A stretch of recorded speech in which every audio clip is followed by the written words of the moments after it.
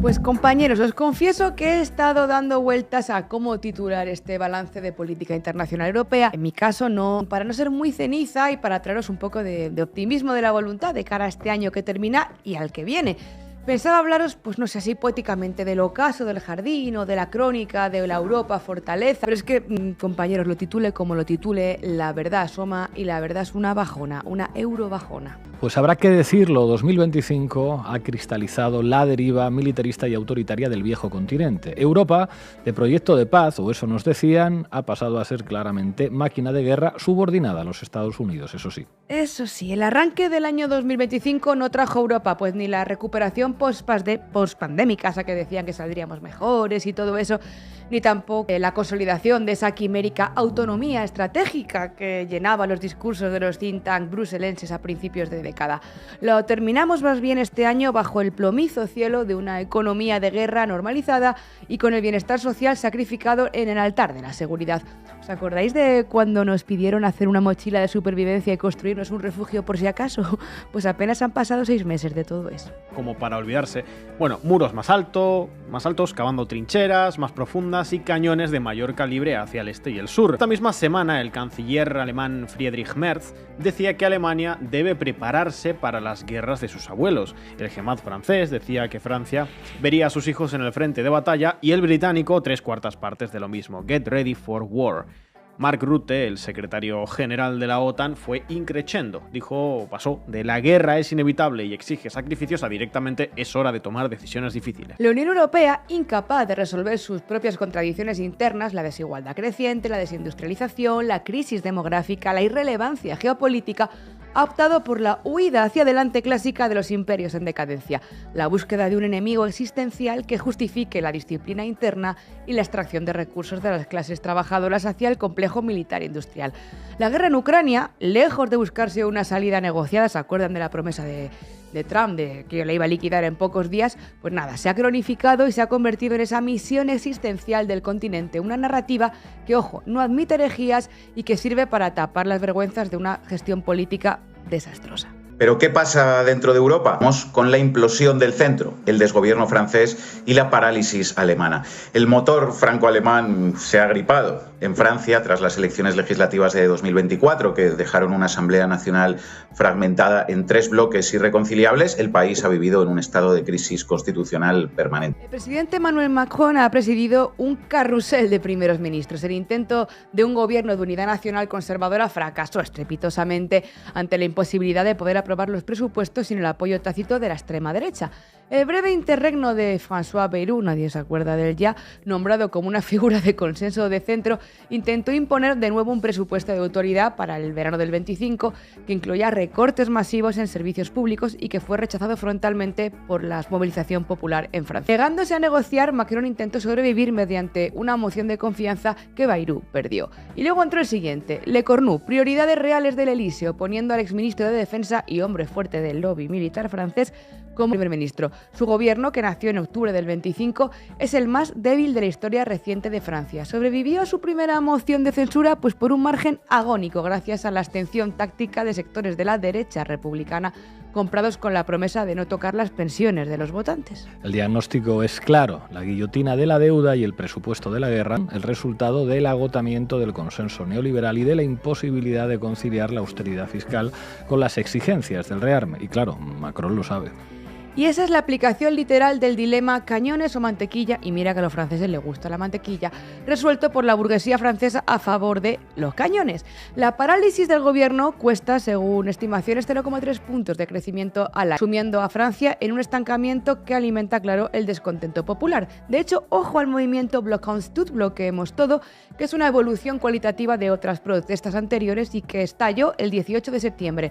Francia se paralizó con una huelga general masiva, respaldada por los 8 principales sindicatos y la izquierda, que movilizó a cerca de 1 millón de personas en 250 ciudades del país. ¿Por qué será que la burguesía siempre que tiene que elegir entre ejército y mermelada o mantequilla siempre elige el ejército? Vámonos a la vecina Alemania y la Kriegszeit o tiempo de guerra. La crisis alemana de 2026 es el resultado del colapso de su modelo económico tradicional, energía barata rusa y exportaciones a China, y la incapacidad de su clase política para ofrecer una alternativa que no sea la militarización.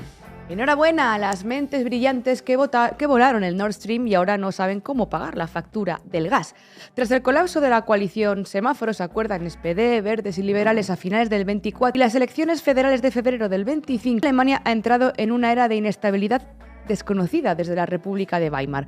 El nuevo canciller, Friedrich Merz, de la CDU, llegó al poder prometiendo orden y fuerza, pero su mandato nació herido de muerte. Por primera vez desde 1949, un canciller no logró la mayoría absoluta en la primera votación del Bundestag, teniendo que ser investido en segunda vuelta y con una mayoría simple y bastante precaria. Es el líder peor valorado actualmente según las últimas encuestas del país, antiguo ejecutivo de BlackRock y representante del ala más derechista y atlantista de la CDU, ha hecho del rearme el eje central de su gobierno. Su objetivo declarado es la Kriegszeit, la preparación para la guerra de la sociedad alemana, un término con resonancias históricas pues que dan escalofríos, ¿eh? No suele acabar bien, ¿verdad?, enseña la historia.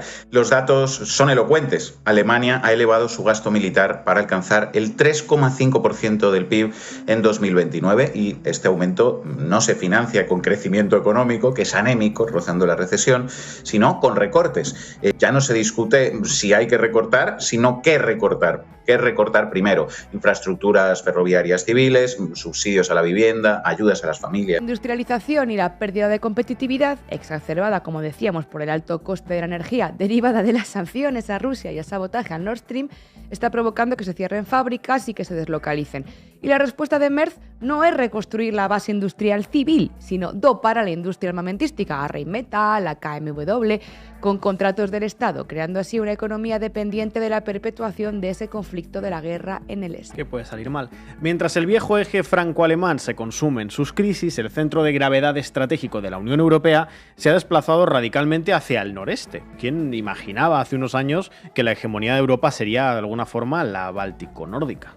¿Qué se imaginaría tantas cosas, Edu, hace tan poco tiempo? En 2025 son los países bálticos, Estonia, Letonia, Lituania, los nórdicos, Finlandia, Suecia, Dinamarca, Noruega, junto con Polonia, quienes marcan el paso de la política exterior y de defensa europea. Y este bloque está caracterizado por una aversión visceral a su gran vecino del este, Rusia, y una alineación total con los intereses estratégicos de Estados Unidos. Han impuesto una visión del mundo donde la guerra es inevitable, existencial, y la diplomacia es una debilidad. El momento fundacional de esta nueva hegemonía fue la cumbre de la OTAN en La Haya, celebrada en junio de 2025. Esta cumbre pasará a la historia como el momento en el que Europa hipotecó su futuro social para pagar su vasallaje militar. Bajo la presión combinada de una administración transrevanchista en Washington y, por otro lado, el lobby nórdico-báltico, pues la OTAN terminó acordando un nuevo objetivo de gasto en defensa. Todos los miembros tienen que pagar el 5% de su PIB.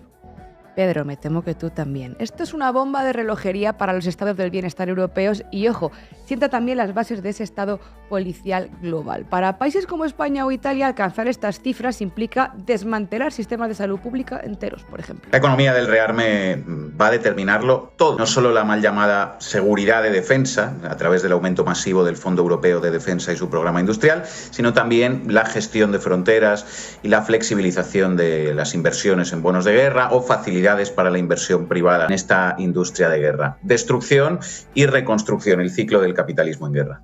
En este régimen de guerra y genocidio hay un chivo expiatorio, los migrantes. Mientras el norte se blinda contra los tanques rusos, en el sur lo que se libra es una guerra simétrica contra familias desarmadas. En 2026, la política migratoria europea ha completado su mutación hacia un sistema de apartheid tecnocrático donde la gestión de fronteras es una rama más de la defensa militar. Con las mismas empresas llevándoselo crudo, por cierto. El Pacto de Migración y Asilo Europeo cristaliza el entramado legal que institucionaliza la deshumanización. El Pool de Solidaridad Europeo para el 26 es un mecanismo de falsa solidaridad que en realidad se ha convertido en una especie de mercancía transaccional, acoger o pagar una multa por cada persona rechazada. Y también hay una innovación distópica para 2026, que son esos hubs de retorno que ya son una realidad. Fuera de la Unión Europea, siguiendo el método Meloni y Albania, la UE ha legalizado la deportación de solicitantes de asilo rechazados a terceros países, mientras se tramita su expulsión definitiva. Es la externalización de la violencia fronteriza. Ojos que no ven, corazón europeo que no siente, y España ha hecho lo propio construyendo sus propias cárceles en Mauritania. Y no nos olvidemos que para terminar tenemos el frente a la interna, porque para sostener una política exterior de guerra permanente también es necesario pacificar la retaguardia, domesticarla. En 2025 hemos sido testigos de una ofensiva sin precedentes contra las libertades civiles en Europa, dirigida especialmente contra quienes cuestionamos el consenso atlantista y sionista. El epicentro de la represión interna ha sido la solidaridad con Palestina. En un contexto donde el genocidio en Gaza continúa, la expresión de apoyo al pueblo palestino ha sido criminalizada bajo definiciones expansivas de lo que es la apología del terrorismo o el antisemitismo. El gobierno laborista de Starmer, por ejemplo, en Reino Unido, ha presidido una represión draconiana. La proscripción del grupo Palestine Action es un ejemplo, bajo leyes antiterroristas, que ha llevado a detenciones de hasta 900 personas en una sola manifestación. De hecho, actualmente se encuentran en huelga de hambre. En Alemania, la Staatsräson, la razón de Estado, ha derivado en macartismo cultural. Se han llegado a censurar medios de comunicación y a periodistas concretos como Hussein Doğru y su portal Red Media por su apoyo a la causa palestina. El Estado alemán declaró en noviembre de 2023, sin pruebas, que el eslogan internacional "desde el río hasta el mar, Palestina será libre" era un eslogan terrorista y una excusa para detener a miles de personas. La protesta organizada en Europa en torno a Palestina ha sido una preocupación para todos los cómplices del genocidio. Multar manifestantes, polémicas como la del concurso de Eurovisión o la exitosa movilización contra la Vuelta Ciclista a España, la gente está protagonizando movilizaciones y actos de boicot y solidaridad masivos, históricos, y claro, convenía bajarle el volumen a todo eso. Pero el descrédito en las instituciones europeas ha calado, especialmente en lo tocante a su trato con Israel. La UE utiliza el derecho internacional como un arma arrojadiza contra sus enemigos, mientras lo desactiva cuidadosamente cuando se trata de sus aliados. Y eso pues lo hemos visto ya cientos de millones de personas en Europa. A pesar de que la propia Comisión Europea propuso en septiembre de 2025 suspender parcialmente el acuerdo de asociación con Israel, la medida fue pausada indefinidamente tras la presión de Alemania y la República Checa. El comercio con Israel, incluyendo productos de asentamientos ilegales, fluye libremente. Las exportaciones israelíes a la Unión Europea, valoradas en miles de millones, disfrutan de aranceles preferenciales que la Unión Europea se niega a tocar, alegando que no hay consenso. Y España sigue comprándole armas. Conclusión, el año 2025 no es un accidente en la historia de la integración europea, es su culminación lógica como proyecto bajo las condiciones del capitalismo tardío y del imperialismo en declive. La Unión Europea ha resuelto sus contradicciones o pretende resolverlas mediante la militarización social y la externalización de la violencia. Yo os dije que no quería ser ceniza, pero es que, la cosa no me ha salido muy allá. Eso sí, nos tenemos aquí a nosotros y a nosotras, que sois un equipo estupendo y que os quiero mucho. Pues esto es lo que es Europa, amigos, amigas y amigues. Esperemos no tener que seguir queriéndonos zugas en la cárcel o en el exilio. Gracias, compañera. Russia has brought war back to Europe, and we must be prepared for the scale of war our grandparents and great-grandparents endured. Imagine it. A conflict reaching every home, every workplace. Destruction, mass mobilization, millions displaced, widespread suffering and extreme losses. It is a terrible thought. But if we deliver on our commitments, this is a tragedy we can